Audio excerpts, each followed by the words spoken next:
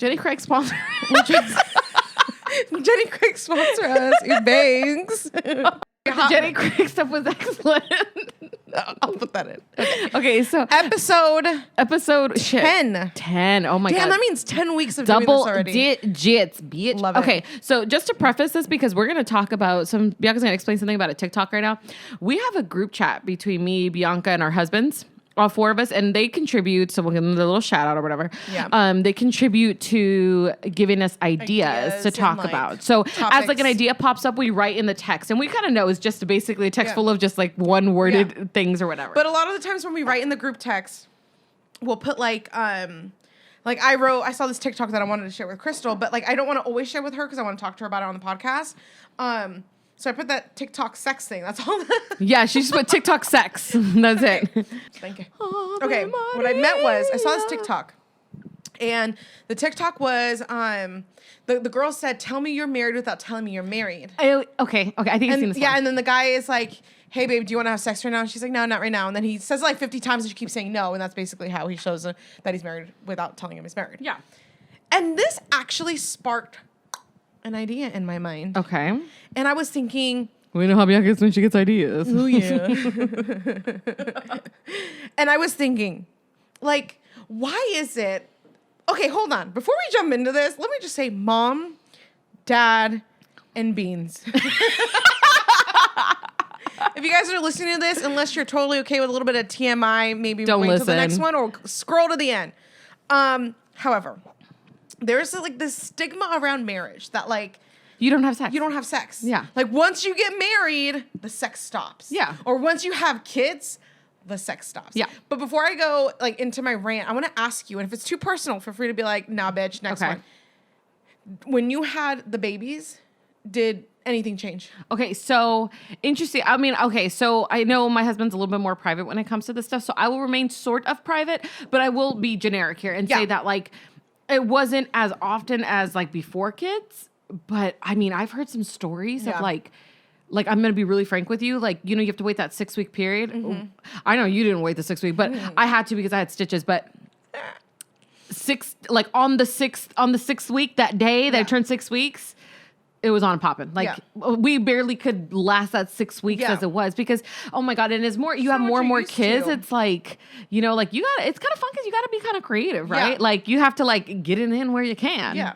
So I don't know. So I'm curious to know, like, I know you feel very open about this topic, but you love this topic. I'm very open about it. Ethan's very open about it. I even talked to him before we recorded this. I'm like, what's your like line? He's like, tell it all. I don't even care. No, and this kind of goes into our topic for the day, that what we're going to talk about, 3 relationship pet peeves and what the 3 things that we think make our marriage last. Not what makes everyone's marriage last, but what makes our marriage last. Yeah. So, but before we get into all that. So for those of you that are here for the first time, I am Bianca and I'm a work-at-home mom to 2 little girls. And I'm Crystal. I'm a stay-at-home mom to 2 littles, and you're listening to the Messy Buns Coffee Runs podcast. This is a no bullshit girl talk through all things mamahood and lifestyle, where there's a place for everyone. Cue the music.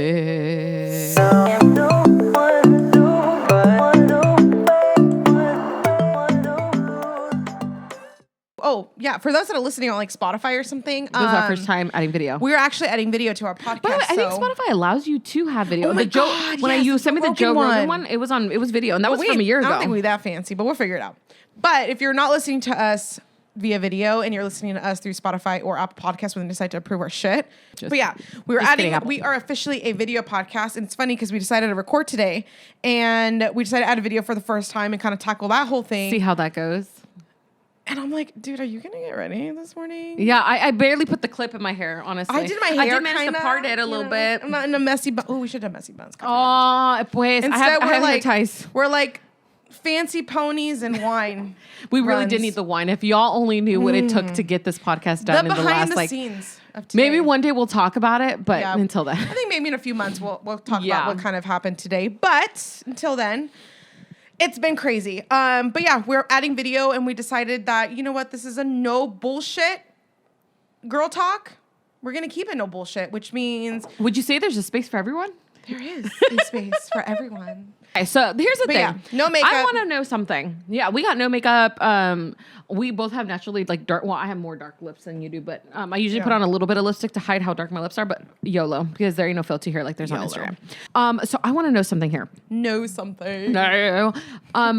You and I had a conversation. I want to say it was a month ago, but I have a terrible sense of space and time. But I'm pretty sure it's actually before we started the podcast. Okay. We had a really long conversation. Remember on like marriage, and not just marriage in the conventional sense, but like we had a really long conversation about what the fuck, what's the secret to picking? What is the secret? What's the secret? It's so much How more does than your marriage last longer. yeah, than like the how are first you 2 years? knowing that you're picking the right person? Because we got into a really deep conversation. I think we kind of touched on this like last week or whatever. We touch on it a little bit here, and then we sprinkle it in. Yeah, the last 9 but I know episodes. last week we talked a lot about how we both have changed as people, especially over the last year specifically. But how you change into different people. So if you're a different person, you think differently than the way you got married. We kind of went over this in the terms of our marriage at the end of the last episode, exactly, or exactly. the first one, the husband episode. episode 8. No, episode 8 when we talk about family goals at the end. right, we did right, the tea right. time on the Brie and Brian thing, and we talk about how.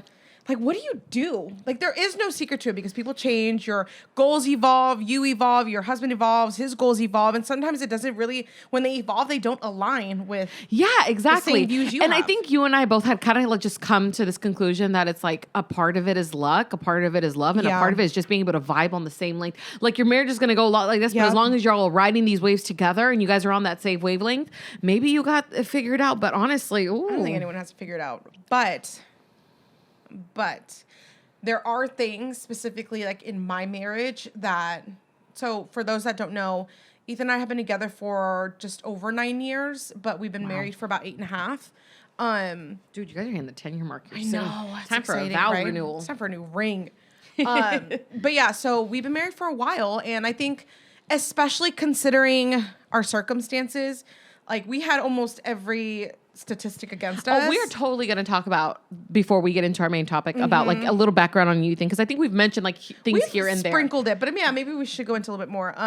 So we haven't, been married like 20 years, but there are things that, we've done in our relationship and we figured out work for us that kind of help things move along, and kind of, even though we've had a lot of rough patches, here and there are things that we have done that we realize that work for us. Yeah. May not necessarily work for you, but well, I guess like just like every child is unique, right? You got to parent to every child. You have to parent every to marriage is different your too. marriage. Yeah. So, okay, this is what we're going to get into something here, and we're going to talk about first things first. We're going to expose ourselves a little bit. We are. We're going to take a little bit of break from mom content and talk about relationship content, because this is, we're saying marriage because we're married, but this could go for this is relationship in general, stuff. Yeah. So we're going to talk about, I want to know your top 3. Well, we could do 1 and 1, 2 and 2, 3 and 3, or whatever. Relationship pet peeves. Because here's the thing. I will say something and I've only been married for 5 years now. It's a long time still. It's a long time, especially but in this day and age, it's a long time. Yeah, this is true. But, you know, it's still like a baby marriage compared to maybe someone who's got 15, 20 years down the road. But a baby marriage. That's what I call it, a baby. My marriage is a kindergartner.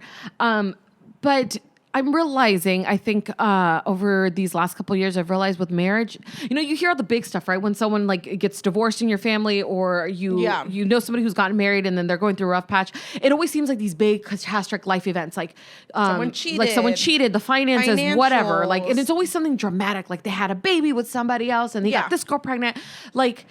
But what I'm realizing, there's so much more stuff that leads up to those main events. Yes. It is the day-to-day things in your marriage that will eat away and chip away at you if you don't address them.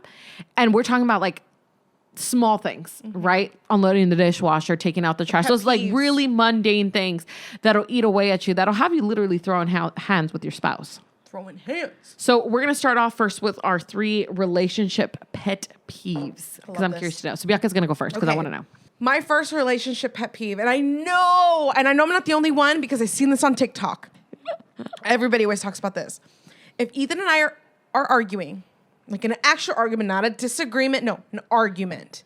If we're in an argument, and like the argument's like dwindling down because at that point you're just like repeating yourself. Right. And we're laying in bed and we're just quiet because like I don't know what else to say, but I'm like not done arguing. Of course. and you fall asleep. Ooh, let me tell you, I cannot. Oh. So, okay, then what It were you doing? pisses me off. What do you do? Like, I wake him up. You hear the snoring. I wake him up. Oh, fuck. It's funny that, or you know what? You know what? In today's episode of So The Ways now That you're I'm gonna Toxic. fall asleep. So now you're gonna fall asleep. Oh, it's okay. Cool. Yeah. Or I like very loudly steal the pillows from him, make like a big loud thing, pretend like I'm gonna go sleep in the living room. Maturity, you know? We've all been there. We've all been Maturity at its finest. there. Okay, so interesting, Yours? kind of like falling on the same thing about falling asleep. I don't think we've ever maybe once he's fallen asleep when we were arguing, like when I wasn't done arguing. But one of my biggest pet peeves, it has to do with sleeping, is and I don't know if it's just because our husbands like go to work at a place every day. God, especially, and I know it's not his fault, but especially when he worked night shift, because we're trying to catch up on the day or something, and he hasn't slept yet. His Or even sleeping then. patterns are also weird. They were fucked Yeah. up when he worked night shift. I don't know how we did it for so long, but oh my God, if I'm telling you something and he just like in the middle of the sentence, he'd be like, uh-huh. Oh, and then what happened? And there was one time where I was just stuck talking to myself for a minute because I was cooking in the kitchen. He was laying down on the living room. And that day we got into a really big fight because I was just like, oh, so you're not going to listen? Oh yeah, I would have. So suddenly you just check out. And mind you, yes, I know in retrospect that's not his fault. He was working while he's on night shift. But it drives me to, because, okay, here's the thing. Although it's not his fault, although these are like the repercussions of working night shift or whatever and paying your dues as a nurse because you always get the shitty shifts at first. Yeah.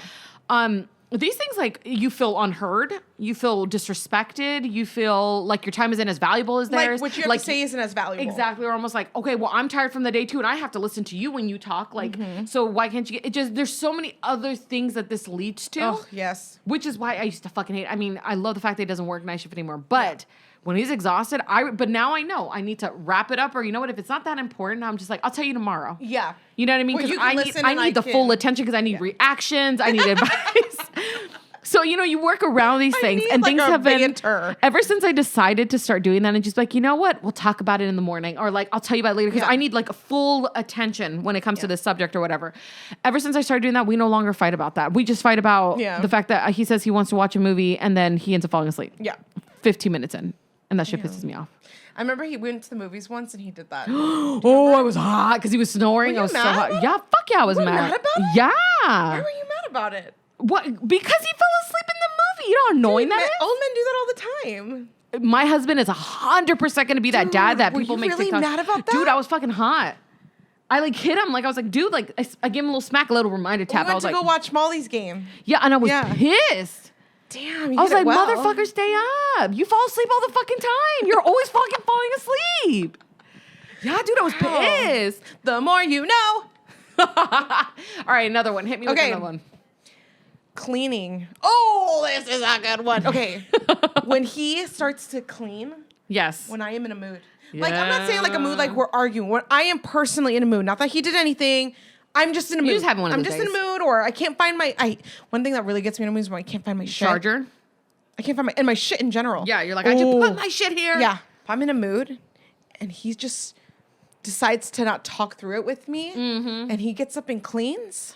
You want to know something funny about this, right? I think we've talked about this. I have something similar about like we both tend to kind of out clean each other when we're mad. See, I won't. Because we both want to have like the leg up and like like if we're arguing, right? And we're not done arguing. It's like, you know what? Table this, like done or whatever. Yeah. And we both start like outdoing each other with the cleaning because I want to be like, I'll like beat him I never take out the trash. I'll like pretend like I'm beating him to the trash just to have a leg up. Being petty or whatever, right? It's called maturity. Of course. You know what I was Health thinking and about? wellness. You want to know something funny that I'm thinking about that you're saying it, right? About like, how come you're not acknowledging the fact that I'm obviously in a fucked up mood? I want sympathy. I want you to acknowledge that I'm in a fucked up mood. What is that? I want you to baby me. What is that? What is him? What are you expecting from him? Love. And validation? No, I just want you to like make me like you want him to validate the fact that you're in a fucked up mood. I need you to not fix it. I just need you to sit here with me in this somber, cater to my somber, let me be somber. Yeah. Do not give me solutions to fix it because I want to feel this way. Absolutely. Because we have those moods, right? We even watch movies, like I'll be like in a sad mood and I was like, now I need to make myself sadder, so I need to watch a movie to make myself sad. Or listen to sad music. Or listen to sad music. I need to like when you're crying and then you just put on the saddest song, just to cry more. Just to really hit yourself in the gut. Stab yourself in Yeah, I don't want you to fix it. I don't want you to give me solutions. Don't tell me to go for a walk. What I want you to do is validate my emotions, and then let me sit in my somber, and let me have my pity party. You're invited. Company. Yeah, bring yourself to the party. You're invited to this party. Bring some wine.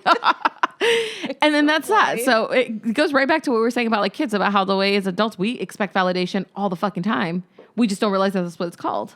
Right? Okay, what's another one of your pet peeves? All right. Damn, our husband's going to hate us after this episode. This is going to sound like the husband bashing episode. That's what we're going to name it. I know. Okay. And this has to do, and I don't know, did I send you that TikTok? The TikTok. About this? About the guy explaining the love languages, if yours is acts of service, why yours would be acts of service? I sent you that TikTok. Okay. First of all. So... anyways, my love language is acts of service. 100%. Yeah. By the way, I am CEO of absolutely and 100%. I realize I say that every single fucking podcast. You know what mine is? What? I love it. I say it all the time. I hate myself for it. You know what? Day. Me too. I'm like, absolutely, 100%. Absolutely. I love it. I love it. Bitch, come up with a new catchphrase. I love it. My love language is acts of service, and it's like rooted in, I didn't realize that. When you sent me that one, Bianca, I did not realize like I would get so like from the belly angry. Like if you say, once again, falling asleep, if you say, damn, Bully just passes out everywhere. Just like fucking zonks out wherever he's at. Yeah. Okay, let me give you a scenario. Do you not want the man to sleep? Like, Jesus. He's not allowed to. Okay, here's the scenario. I'm home with the kids all day. He's at work. I love my adoring husband. He's a wonderful person. I mean, do you? Not unless he's sleeping. If he's sleeping, then no. And like, let's say I had a long day with the kids. Let's say it wasn't just like a fantastic day or whatever. Yeah. And there's dishes to be done from dinner. He will say this is same way every single time. You know what you're gonna do? Don't argue with me.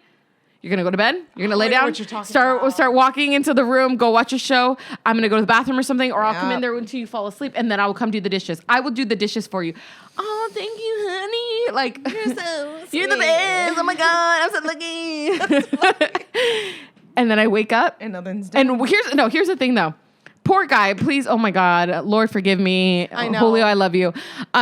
If it's not done, the fire in the belly. No, I will never I used to, not anymore, but I would never flat out now be like, you said you were going to do that dishes. But he knows when I'm upset with him, why I'm upset. I'm like, just don't say you're going to do it. Yeah. Better yet. More on my plate the next morning. Exactly. Or you know what? Better yet, just be like, you know what, honey? The dishes can wait until the morning. Like if you don't make empty promises. Don't make empty promises. If you know you want to help me do it, right? You obviously have no intention to fall asleep because he falls asleep every single time.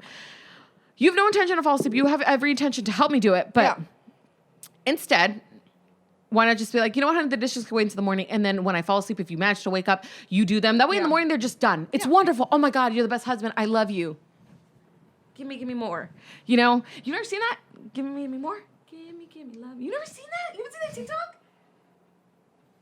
No, so that whole thing just looked weird. Okay, never mind. Scratch that. Okay, anyways, he's the best husband in the world. What I don't like, and like I said, it doesn't come from a bad place. Yeah. You fell asleep, it happens, you're exhausted from the day. But if I wake up, two things happen. Either you wake up and then you woke up late, so you're in a rush to go to work, so you didn't get the dishes done, and then I get an apology text saying, hey, sorry, honey, I didn't get to the dishes. Or two, I hear you scrambling because you woke up late or you woke up early to do it, but now because you're loud as fuck. You woke me up. You woke me up. And now I'm up. And now I'm pissed because I needed that extra hour of sleep before these motherfucking kids wake up.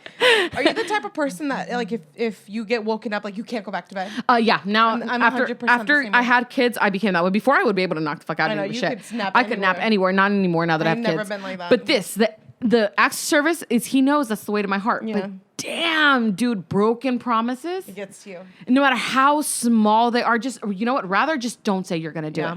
Oh, that'll get the fire in the belly going. Mm-hmm. Let me just preface this real quick before we go into the last one. This episode was my husband's idea. This was Ethan's idea. Yeah, we're not hating on our husbands here. That sent this in the group chat. He's the one. He's the one that's like, you have to talk about that. My last one. girl, and I hope that I don't sound fucking insane when I say this. Yeah. But when, like, whether we've been arguing or not, or if I'm hangry, whatever the mood is, whatever. If I'm hungry and I'm not telling you what I want, you better be a man. You better know what I want. Like, I shouldn't have to tell you what I want. We've been married for 10 years.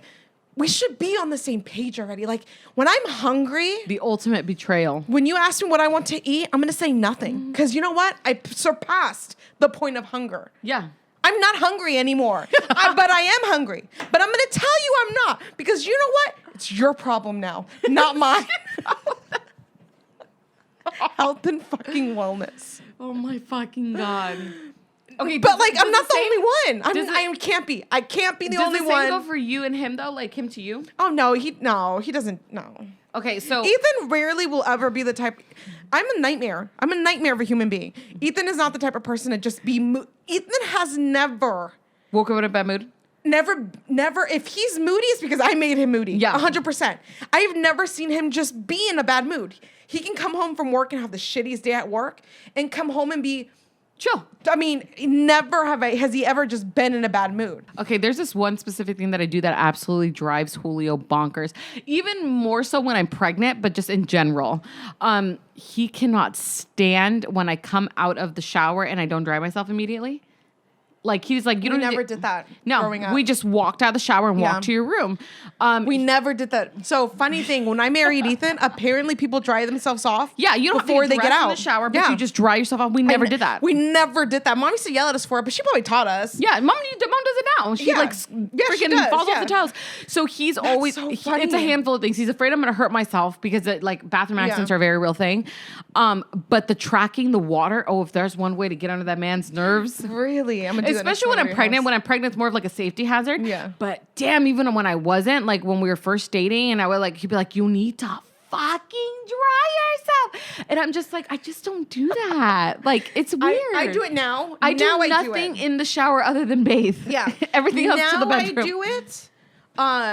But I didn't do it for a long time. And the only reason I started doing it, I think it was actually recently when I started doing this. It was because when we moved into our house, you can't even get the floors wet. And otherwise they would expand or whatnot because it was laminate. Yes. So when we had that house, I got used to dry myself off before I even got out the shower. Okay, yeah. I'm still working on it. Yeah. I'm still working on it just because. You'll get there, Faith. Be patient with me, my love.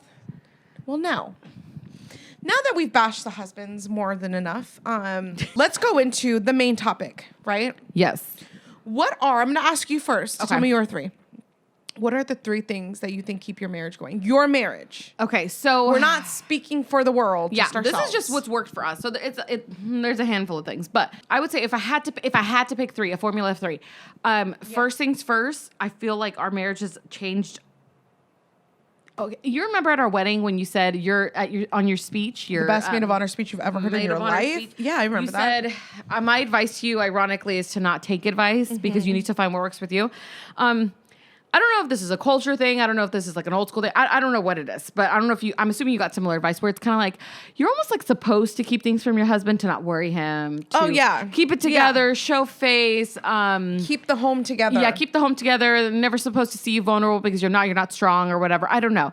The second we changed that in our marriage, I noticed that our marriage changed and completely in the most raw and intimate way that being able to be extremely vulnerable with my husband, and not just when things hit the fan, not just when shit happens and he needs to be there for me. I'm talking about I've told you this before, when we have something to say to each other, and even if it sounds rude, I'll preface it by saying, hey babe, this is going to sound rude, but I don't know any other way to say it. And he'll be like, just say it. And then it's not going to come out the way it sounds, but let me just say it because I have no other way of saying it. It's going to come out bad, but no, my intentions aren't that. Exactly. Yeah. I need to say it. Those things that think about those things that you keep to yourself, whether it be your boyfriend, girlfriend, whatever. We don't do that anymore. I don't play. I tell my husband, everything that I'm thinking, especially because for me, it's very cathartic for me to get my thoughts out like that. Yeah. So ever since we learned to be more vulnerable with each other and not so worried about the way that things look with each other, like, oh, I will look less supportive if I say this, or I'll do this if I do that. We were able to open up the lines of communication to the point where there's not much miscommunication that goes on these days. The second thing, you leave little room for interpretation. Yes, exactly. Because you have to like make that shit loud and clear, right? Yeah. I feel like the next set of things, which I feel like might be the hardest things, this is probably like the hardest part of marriage. This is probably why people will kill each other when it comes to marriage, is for us, when we put up boundaries for each other, we keep them. And sometimes, let me tell you, that is What do you mean? Okay. When we got married, we set like basically like ground rules for the way we'll fight, essentially. Okay, I see what you mean. So him and I have never You almost called have like a blueprint. Yes, exactly. So like we had decided, because we've seen so many like, you know, you see these relationships around you, friends, family, whoever, that like, anybody will tell you in any relationship, I've been in relationships like this too, where it's like you start off where you don't say anything bad to each other. You're like nice when you fight or whatever, but it takes that one time that you cross the line, and then it's like, I'm sorry. And then you do that the next time. You both cross and then the maybe line. a little bit more. And then the line keeps getting pushed back on the respect that you'll have for each other. We always talked about maintaining those lines of respect. And trust me, we have had some arguments. But to this day, my husband's never called me out of my name. Absolutely. He has never called me anything. Like if he's really upset with me and he wants to say something to me and say, even if he were to want to say, you're acting like such a bitch, he would never say that. Or he has not. And I'm going to say never, but he has not. We have really, and sometimes that I feel like is the reason why you want to go crazy. Because it's like, God, if I could just get it out right now and say everything, all the bad names I want to say to you. No, it's not worth it. I would do it. But afterwards, that like conversation you have to have, it's like, I'm so sorry I hurt you like that. I really don't think of you like that. It's like, no, because then that person's always thinking about the fact that like you were willing to cross that line. So, but that, I tell you, as hard as that work is, trust me, it's hard. As hard as that work is to put in, to have that self-control to not go there. Yeah. It has helped us really learn to get over fights that are so unimportant so much quicker, because nothing lingers as nothing much. lingers. Yeah. There was nothing to be discussed of like, well, you call me a bitch. Do you really think I'm a bitch? Like there's never been something like that. So, yeah, like maintaining your respect for your boundaries, I feel like is so important, because fighting is a natural occurrence of any relationship. No, I don't care how perfect any couple seems. You will fight, you will argue, you will throw hands. And figuratively, not like, actually. Yeah, let's just clear figuratively. When we say throw hands, we're like joking. We're like, we get down. Yeah, exactly. Y'all are having a fight, but like, I feel like that's also helped us be able to fight in a very, very healthy way, to the point where it's like, okay, we can pretty much get through an argument. And then the last thing, number 3. And like I said, we're probably going to touch more on this topic. Bianca will probably touch more on this topic, because I know this is like her top 3 too, but she's very... I'm a little bit more 21st century woman about the shit. Yeah. But sex, good sex. Being willing to listen to your partner. You know what? Actually, really quickly, let's just talk about this real quick.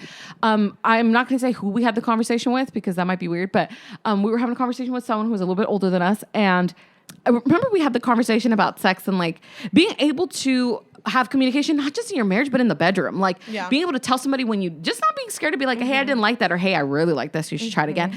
And this person we were having a conversation with was like, wait, what? Yeah. They could not believe, because like to them, it's like, you're a wife. You're not supposed to talk about things like that. You're kind of there for your husband, and you know, you do your wifely duties, but then you don't tell your husband if you didn't like something. I'm like, oh no, I will tell him, do this next time, you could do that. And then he'll tell me the same thing, move this way, move that way. Like open communication in the bedroom, I feel like has helped us keep our sex life alive throughout all having these kids, these motherfucking kids who are so tiring. Yeah. So I'll go into my 3 and I'll touch on that last to give a little more room to talk. I'll give more space for people to like jump out if they need to. So one of my 3 things would be, and this to me was a game changer in my marriage. I mean, game changer. Realizing your partner's love language. Love this. Were you ever like, I feel like after I discovered what this was, did you ever find yourself loving your partner the way you wanted to be loved, not the way that they... Absolutely. Because you figured this is how I would receive love, so that's the way you should. And Ethan would do the same. I don't think we both didn't realize this until maybe 3 years into our marriage. And I maybe will go more in depth into... We'll definitely talk more about this another time. About how crazy that time was. I probably would want to talk about it with Ethan so he can kind of, bring in another perspective. Good idea. Right? So when Ethan and I first got married, I always would see, and I mentioned this, I think, in the first episode, how that was when Instagram like first came out, right? Yes. It was right when I met Ethan when Instagram was a thing. 'Cause that's when I first got an Instagram. And you know, you see people put their best, you know, parts of the highlight reels. The highlight reel is what their Instagram is, right? And one of the things that I would always see is like these people getting gifts and doing this and doing that for the spouse, all these acts of service, all these like flowers, and you know, just loving their person so much in such like I guess like with tangible things, right? Right. And so I kind of was jealous. I was like, I want to be loved like that. I want that. I want that. It wasn't until I matured and realized that's actually not my love language at all. You wouldn't end up being happy with that anyways. Gift giving is not my love language at all. What is your love language, though? My love to receive acts of service and quality time. 100% without a doubt. And so, but I would note, when it took me years in to realize, mind you, I was 19 when I got married. Yeah. So it took me years in to realize. That's a whole thing to unpack all in itself. Yeah, that's a whole thing. It took me years to realize that I need to read my husband and learn how he's giving me his love. How is it that he shows me love? Yeah. And it was when I noticed, like, he would be the type of person that's like, if you're coming home from work, like, don't touch anything. I'll take care. Why don't you sit down and I'll make you a snack and you can watch your show. Let me clean up. I know taking the girls out when you need a break is a big thing too. So like he would take the kids out whenever I'm super busy or when I'm working. He'll take the kids out and they'll bring me back pizza from wherever they went. He would take me lunch to work. He would do more things for me instead of giving me like actual like gifts or flowers. Right. Now it's different. Now he's more of the gift giving might be, he's like turning into a gift giver. Okay. But once I figured it out that, you know, Ethan is showing me his love through these different ways, through things he does for me. And like, you know, again, I'll go into the craziness of how, you know, we got married and Ethan dealing with my family and my family dealing with him, all of that, like him willing to put forth the effort of building that relationship. Yeah. That was his way of showing me love. There were so many other ways that I was so blinded to because of social media. That is so, you know what, you hit something right now for me that I'm realizing that like, God, recognizing the way that your partner loves you, when they really love you. It's a game changer. It is a game changer when you really figure out. You know, it's crazy. You feel like you're missing out, right? Like you saw social media and you feel like, God, I'm missing out on everything. This person gets flowers. This person gets this person gets that. And then when you're like, right now, you're easily naming off 4 or 5 different ways that that man like has showed you through his actions. Hey, I love you. Yeah. And you're just like, wow. And I thought I wasn't getting this, and this. You know what I mean? Because I didn't get this one thing. I didn't get flowers today. Yeah. I would completely ignore the 6 other ways he was showing me love that day. And that ruined our first 2 years of marriage. And obviously we'll go into that like in detail later episode. That's a good episode. But yeah, he just, I mean, it was just learning his love language. And you know how this all happened too? So when Ethan was leaving on his second deployment, his unit had a workshop, the 5 love languages workshop. I had no idea what this was. No. I signed us up because there was free dinner. They had a buco de pepo. And I was like, you're like, that's delicious. We were super broke at that time. Yeah. And so like, free dinner, it's a nice dinner, like kind of like a date night, right? So I signed us up. Didn't realize it was like a workshop thing. I thought they're going to give us a handout with like dinner or something. We had to sit through the whole workshop and like participate in the exercises. And it wasn't until that workshop, that cheesy ass workshop, that it done changed your life. No, it really changed it changed my perspective at least on it, because I was like, whoa, hold on. Whoa, I'm not seeing the bigger picture here. It opened my eyes and it really got me out of that like tunnel vision of social media, flowers, this, that. Because in reality, I love when Ethan buys me flowers. Right. But if Ethan were to come home and like one thing I love that he does, he puts lotion on my feet. It started when I was pregnant and it just never stopped. That's the best. Foot massages? Like if you were to come home and just be like, let me put lotion on your feet and just give you a foot massage. And not bring flowers. And you save yourself the money. Yeah, fuck yeah. I'm just like, oh yeah. But yeah, that is definitely my number 1. I love that. I love that. Number 2 would be making sure that you are both personally growing and you have your own personal goals and that you're flexible with each other during those goals. So like, for example, my career has like, my career aspirations have changed a lot since we first got married. Right. And I wanted to be, I don't know what I wanted to do. I probably wanted to work in like corporate America. I think you wanted to be like in marketing for makeup and stuff. I really wanted to do that when we first got married. And then you've always have been, sorry to interrupt you, but you've always been very, very good at seeing trends. Like, have you ever heard of that job? It's called trend forecasting in fashion. You're like very good with that, but just in general. Yeah. Like you were on that makeup train before it was a thing. Yeah. But yeah, I think that if you lack the personal goals and wants for personal goals, that's going to deteriorate your marriage, because if you're not happy with yourself, there is no fucking way you're going to be happy with a partner. Mm-hmm. There is no way. I don't care how perfect that partner is for you. Have you ever heard that saying, perfect guy, wrong time? I don't believe in that, but yes. I don't believe in it too much either, but kind of similar to that, where it's like, you could love this man so much, but unless you're ready to love yourself. I don't believe that there's wrong time, wrong people. I just think that person's not for you. Because if it's the right person, it will be at the right time. I agree. Yeah, no, I agree with that. But but the concept of it, I get, because in general, there will be no right person for you if you're not right with yourself. Yeah. And that's basically what I mean by growth and being flexible with each other during that growth. Because Ethan was going to get out of the military. He was going to be a cop, and we were going to live our life in the civilian world. And you know what I mean? Like, we had completely different plans. And look at him now. He's stuck in the Marine Corps for another. And now he's a freaking officer, or going to be an officer. Not yet, but like pretty soon, like we're going to be in this military life for the long haul, unfortunately. But yeah, so like things change, and I'm willing to be flexible with him and his goals. Right. And he's willing to be flexible with mine. And we're willing to work with each other to grow together. I think the big thing about being flexible with your partner when it comes to your goals, because I could tell you how many times my career aspiration has changed. Mm-hmm.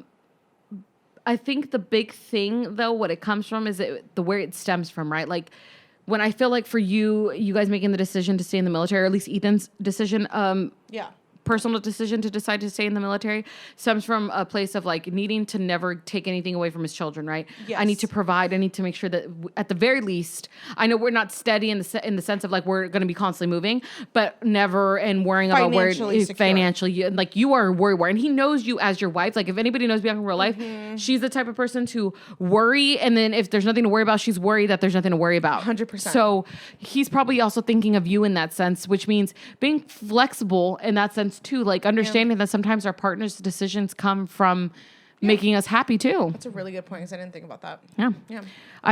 I'm just telling you from my own experience when it comes to with Julio and stuff. Like I don't know. I don't think I've ever told anybody before, but like I've told you guys, but not my podcast peeps about like even Julio's decision to not go to medical school. Yeah. Like that was his gun-ho thing for so long. He was like going to keep trying until he got in.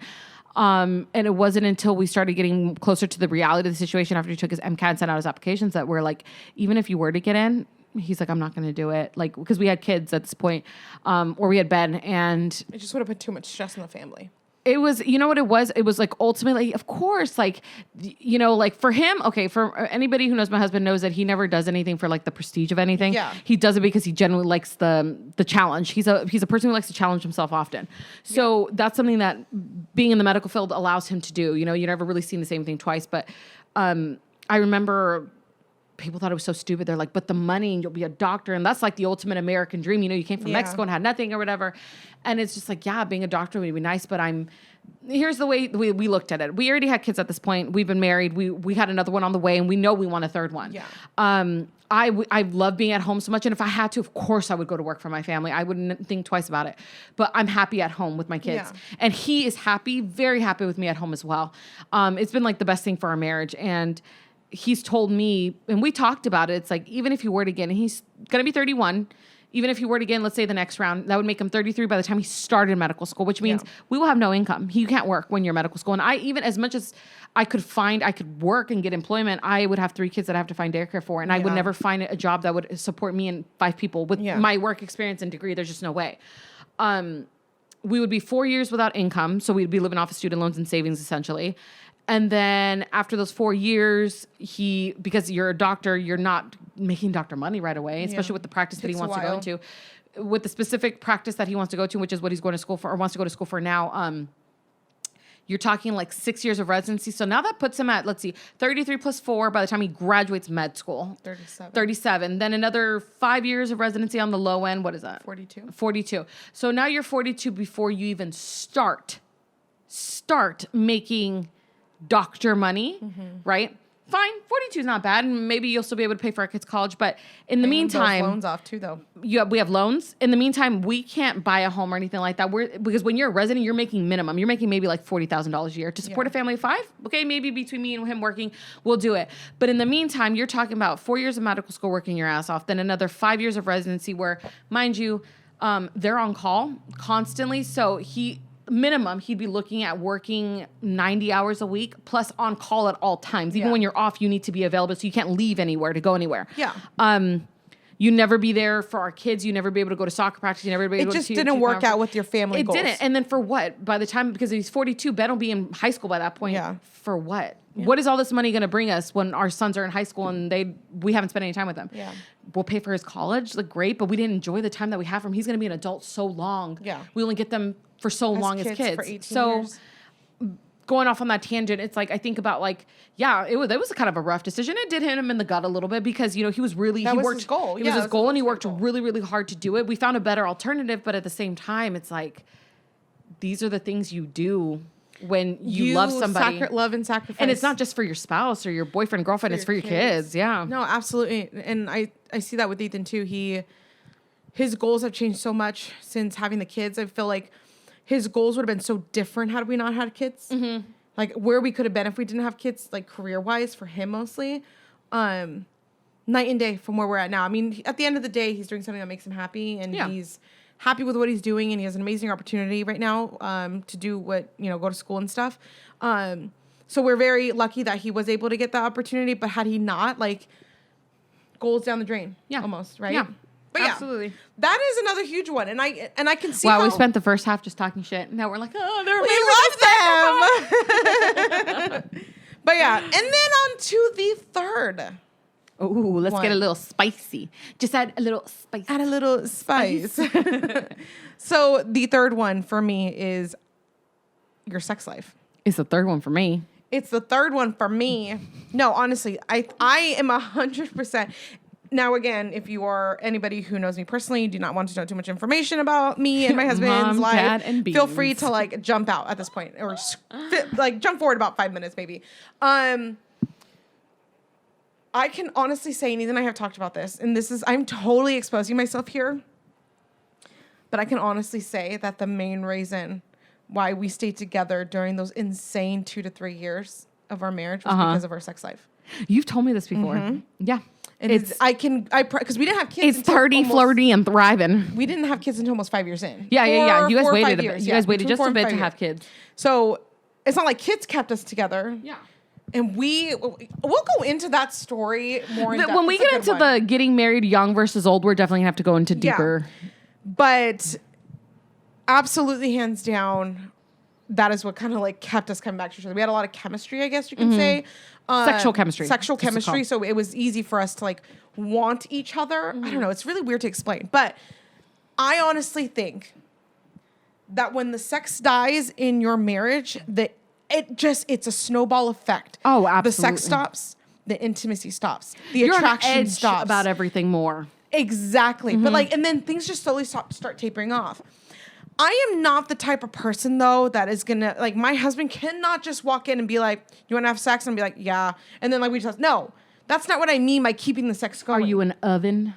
What? You're slow. Not like my way you could turn on and off. You never heard that before? So you were so old. The oven. You just showed your age. 30, 40, and thriving. Thriving. No, but for real. It's not that I'm an oven, because I can go from 0 to 100 if I need to. Bitch, I could be a microwave. I could be a microwave. 18,000 volt. No, I can. It's not that. It's quality a over quantity. Like, not so much that either, because like quantity's not bad. No, the way I'm saying it is like there needs to be. I feel like for us at least, there's a connection when you're having like sex with somebody. There is a connection that you build, and there's like this connection you like. It's a separate connection though from like normal life. Like, yes, I believe he loves me as the mother of his children and as a friend, and we make good partners in life. But there's a different type of like, I know exactly what you're talking about. Intimacy. Yeah. Sexual intimacy is so different. I feel like a big part of it comes from wanting to be wanted.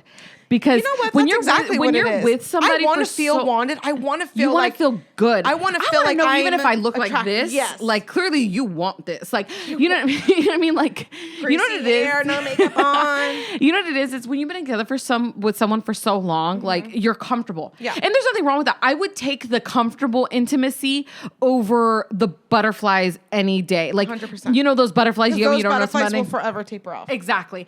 That comfortable, like that knowing, I don't know, just knowing somebody's there for you. That God, there's something that is just so beautiful to me, right? Yeah. But with that comes the decline of the excitement of not knowing where this is going. The excitement of like still keeping like a little bit of like, ooh, like can't tell them, let me text him back in an hour so he doesn't think I'm there. Like those fun games, because those are a natural part of life too. Because guess what? When you become comfortable relationship, you become parents, you become husband, wife, bills, like you name it, everything that life throws at you, you have to be comfortable and you have to be stable. And I'm like, so like, okay, so like no one wants to like stay, I don't want to say stable isn't sexy, but because it's sexy in its own way, but you know what I mean? Like, it's not... You don't want it to become routine. Yes. Yeah. Then it's not fun anymore. It's not like, fun. It's not about like, hey, we're still having sex 2 times a week. And it's like I make sure we have sex 2 times a week. That sounds like a nightmare. I don't know how people do that. I can't, And no. the little fires everywhere, they do that. Yeah, like it Spoiler doesn't need alert. to be this like, you guys, let me tell you, you need to have sex 3 times a week to make sure your marriage works. Oh, No, you know, like I'm not that saying lady, that I'm at not all. I'm not gonna say her name, but like that lady, you know, where she's like, you need to pick a day to have a makeout session, and then you need to pick a day for date night. No. Like, no, I don't want to be prompted to. I'll be like, okay, it's 5 No. o'clock, got to make out with my husband. Like, no. Yeah, like Maybe no. in my mental, like a mental check note, it's like I want to make sure I make out with him at least once a week. Yeah. But it's like when the moment's right, whenever we're No, into I'm it. not saying that. I don't think that's the right way to go about it. But here's the thing: I don't like that whole like checklist idea. The way she put it, of like you need to have a set date my and a God. set time that you guys set aside to make out. I'm like, Yeah. okay, yeah, Tuesday at 5 o'clock when you're off, we're gonna that make would be out. so awkward. Be like, okay, you ready? Okay, ready? Okay, you go See, first. no, you go I first. want it to be No. organic. Or you know what? Actually, I'm gonna expose myself a little bit here. Expose yourself. When was it? It wasn't date night. It was in Big Bear. It was in Big Bear. Julio and I have been flirting all day.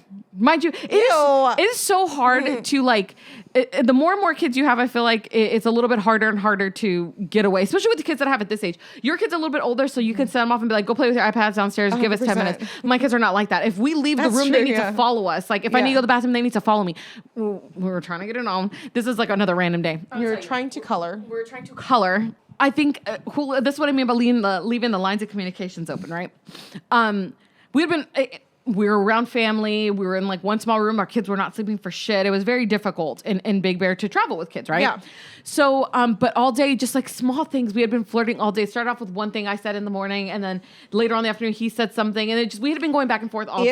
Yeah. You know how it is. It's just like, even if you don't mean it, it's like, I don't know, like you bent over, like, ooh, you bent over. Like, you know, just something. Yeah, like, I know what you mean. So, we had been flirting all day or whatever, and then afterward, coloring the whole 9, whatever, fireworks.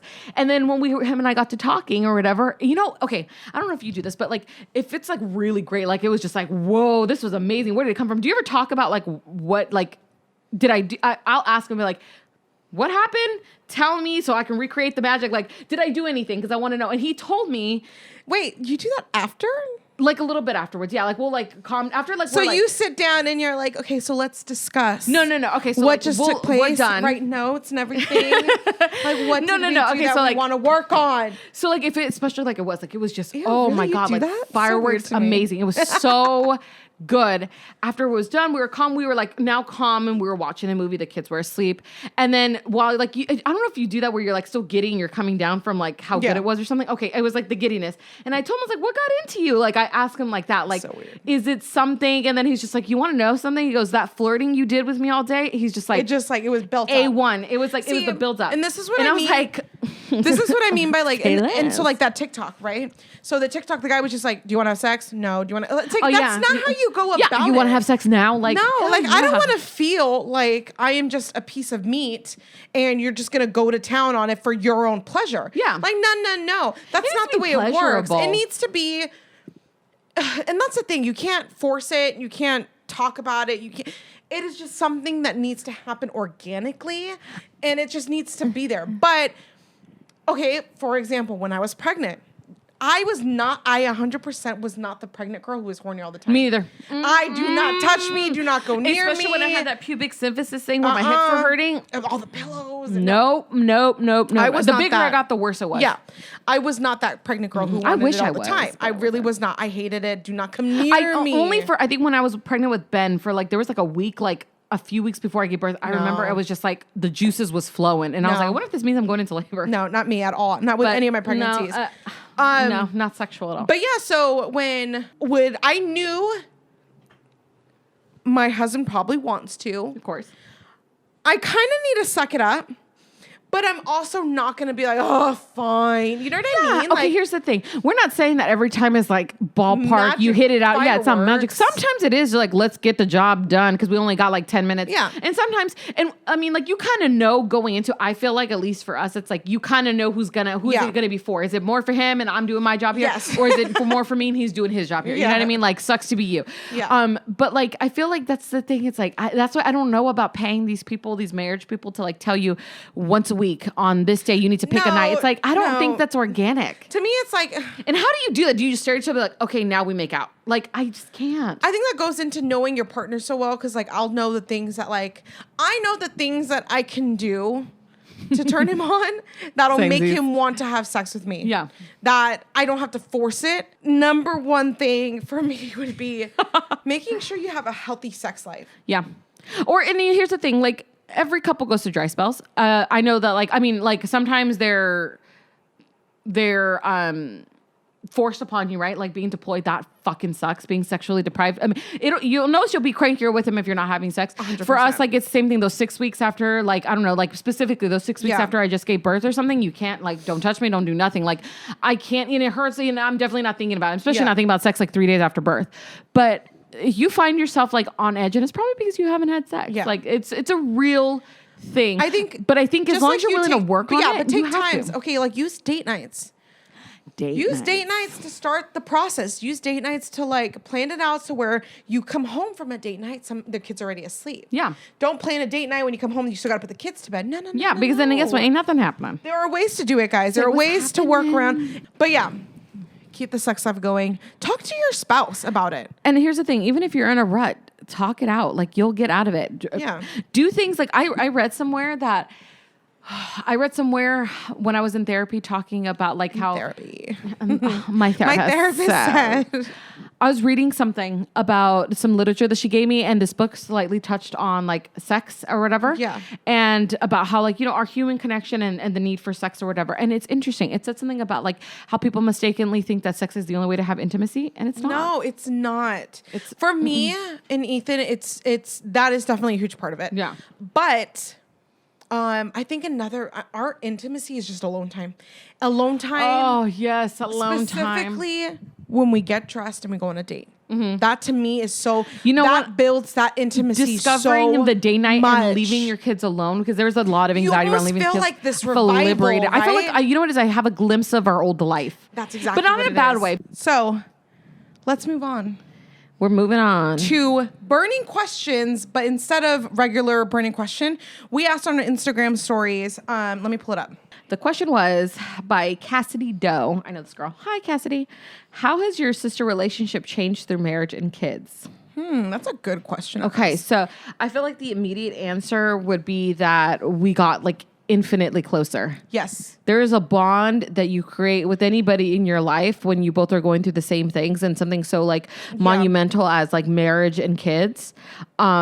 You understand each other on a deeper level. For sure. But when we both reach those milestones in life, like when you got married first. So I got married first. Mm-hmm. I don't feel like much changed though. No. When I got married. It wasn't until I got married that I started understanding you better. And then you had kids, and then it wasn't until I had kids I started understanding you better. And now that we both have 2 kids, we're both kind of like at the same pace right now. I get it. Like, things are just not as black as white as you think they are. Yeah, but everything is more, we have like a great relationship now, and obviously we are doing this together. But I mean, obviously it took us a while to get here because we both, and then our situation was so weird because I was the younger one who got married it was just weird. Yeah. Oh yeah. But you know what? I think it goes back to, I think we said in the first, being a good teammate, about how like everybody always thinks you're older than me. Yeah. So I felt like you were always the one willing to take the leap mature wise. It took me a little bit longer to mature. Yeah. I think you already had a lot of stuff because you moved out of the house faster. You had a lot of stuff figured out before I did. Yeah, I feel like I got a couple years ahead on you on the whole finding yourself and all of that, right? But yeah, now that we both are experiencing the same things, it's a lot different. Now we are experiencing them together now. I feel like especially because we're so close in age and right now, like in life, we're doing pretty much the same things. We both are married and we have children.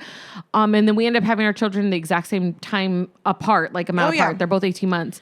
I feel like that's wedged or that's been ultimately like the glue holding it together that's allowed us to grow as people and then grow as like sisters essentially, right? But and go back to talk about like having a person that's non-judgmental at all times. Yeah, and I think when it comes to like if you have a sister who's going through these milestones before you or whatever it may be, or you guys are in two different places in your life, I think the biggest advice I can give is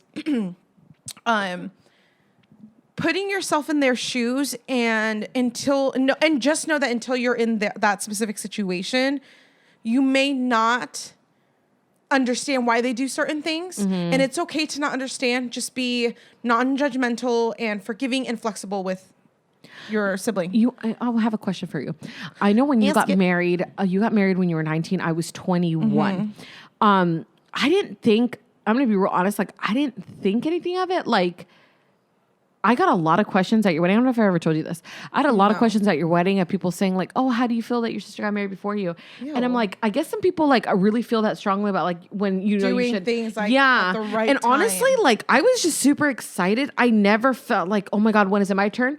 I feel maybe also because at that point in my life, I was just marriage wasn't even on my radar. Like I was nowhere near ready for marriage. But I think from a young age, I always knew I would get married young and have kids younger. You were always a little bit more mature, but that's what I wondered. Did you ever feel weird about it being like the first to get married? I didn't think of it either. I didn't think anything of it. And I remember like almost wanting to convince people like, no, I swear I'm not saying that. Like I really don't care. It's like not that big of a deal. But yeah, I thought that was a really great question. Thank you, Cassidy. And then Patty G said, not a question, but you two are goals. Ooh, bangs. Oh, you're so sweet. Love listening to you ladies. That is so sweet. Let's see. Worst sister fight. Oh, this is a good one. Okay. So I think I'll tell it because it was kind of more on my end. Backstory. When this fight happened, I had been married for 5 years, and I was pregnant of my first baby, Annabelle. Yes, and Annabelle's the first grandchild, niece, nephew, everything. Yeah. She's the first everything. And then at the same time, Crystal had just gotten engaged, and in the process of planning her wedding, she was in the process of planning her wedding throughout my pregnancy. Our fight was that I felt like she was not nurturing. I know that's not the right word. Like, or just like giving you your spotlight. I guess giving me giving me the attention I wanted. Hashtag maturity. Giving me the attention I wanted because I was pregnant, and I expected it to. I know this sounds weird, but I expect it to be more like the center of attention, even though I don't love attention. But it's the thing. It's like you were pregnant, and then like now that, not saying that like not getting married is not important because it obviously is, and I have every right to like be excited about my wedding. But now being pregnant or having had kids, I'm like, especially if it was like it's an unknown journey. So if you're the first one to pioneer through it, it does like I feel like it does deserve its own platform, its own time to shine because it is such a big deal. Being married is a big deal, but not something you know until you've been there. Exactly. Right? And I kind of expected her to understand that when she was going through a huge monumental thing. And then it was also that with, she was really close to like her in-laws, and so obviously her and Julio had just got engaged, so they obviously were hanging out with family a lot more. She was meeting a lot of the family and stuff like that, and so that caused a rift because I was like, dude, I want you to come hang out with me, like I'm over here by myself, like hello, don't forget about me. At that time too, Ethan was a common instructor, and I think we mentioned before how he was never freaking home, so I was pregnant and alone a lot, and I kind of just wanted more I don't know. I wanted her there more, but it was hard for me to understand too because I still was young when I had Annabelle. It was hard for me to understand too because I also never went through the engagement process, the circumstances too, like which we will go into. We're definitely going to have to go into. We're really going to have to record that episode ASAP. But we'll bring Ethan. That is true. That is true too because the way you guys got married by court, and I don't want to give away too many details, but there was no like the big engagement, the asking for your father's hand, and then like going through that whole period of planning the wedding. There wasn't anything like that. It was all very like fast, and for us, we did that whole thing. So we were really basking in all of the wedding planning. I think it was just because both of us were going through two very different things in life. Yeah. That we were clashing. And I was very vocal about, hello, I'm here. Don't forget about me. But yeah, that was our biggest fight.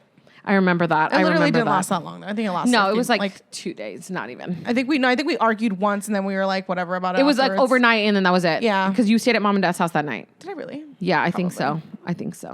Whatever. Okay. Let's do another one. Okay, so someone else asked, what was the biggest worry before having your second kid? So I'm gonna ask Bianca first because she had her second kid first. For me, the biggest worry was a couple things. My biggest one was not loving my second baby enough. Yes, I remember. I was so in love with Annabelle, and it was just me and her for so long, especially because Ethan worked so much. It literally was just me and her all the time. And I just couldn't imagine loving a second baby the way I loved her. And not being able to give that baby as much attention as I was able to give Annabelle, it kind of weighed on me. And I think the last one was, how the fuck am I going to handle having 2 fucking kids when my husband is never home? That honestly was my biggest worry. But to be honest with you, looking back on it now, it will all fall into place. It will literally just let it fall into place. You will figure it out. You will figure it out. I wish I could give you advice on it, but I can't. Yeah. There's nothing I can tell you. I hate to say, but it's one of those things that's like, I just promise you're going to be okay. Yeah. It's almost like ridiculous to worry, but you can't say that to somebody going through it because, you know, we all went through it. Looking back on it now, what I would tell my past self would be slow down, enjoy the moment you have with Annabelle. Don't worry about what happens when the second baby comes because it's the last time you'll ever have that first baby by yourself. I agree. That worry is a worry for future Bianca. So I didn't have worries about. I think your situation was very different too because you were so busy. I was so busy. I was just trying to take care of the one that I had because I was I remember, man, my daughter sucked the freaking life out of me. I was so exhausted. Mind you, obviously I was working, going to school. I was putting a lot of pressure on myself. So that didn't help my pregnancy, but I didn't have that worry.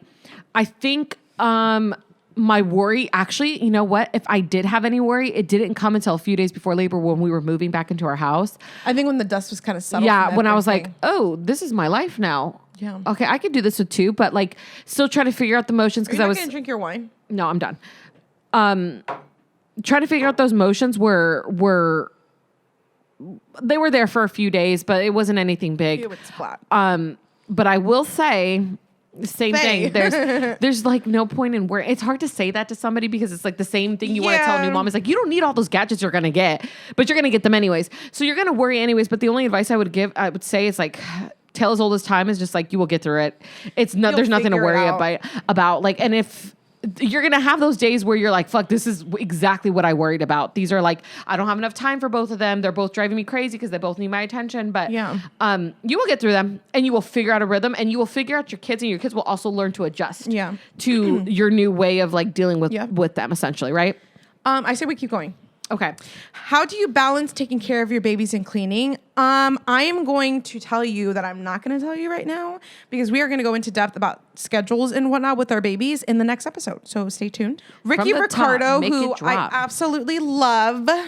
What up? How did you guys get started with your career?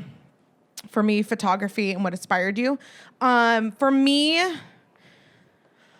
I don't freaking know. I think I took a class early on in college. I took a photography class. I loved it. Never really did anything with it though. And then I got into the freelance makeup world and thought, oh my God, I have a camera. I can take a cool picture of me doing makeup or like the makeup I do. And then I slowly started to not do makeup and just take pictures. And it kind of just freaking blossomed from there. And it's been amazing. I met so many amazing people. Okay, Ray Ann. Hi, Ray Ann. We love you. I'm not Ray Ann. Why are you looking at me? You're stupid.